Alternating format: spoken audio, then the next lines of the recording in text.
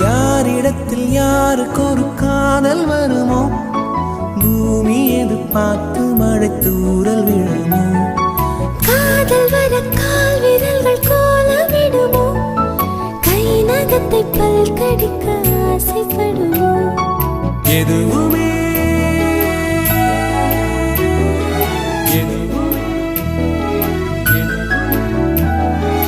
எதுவுமே நடக்கலாம், இறகின் நீள மனம் பறக்கலாம்.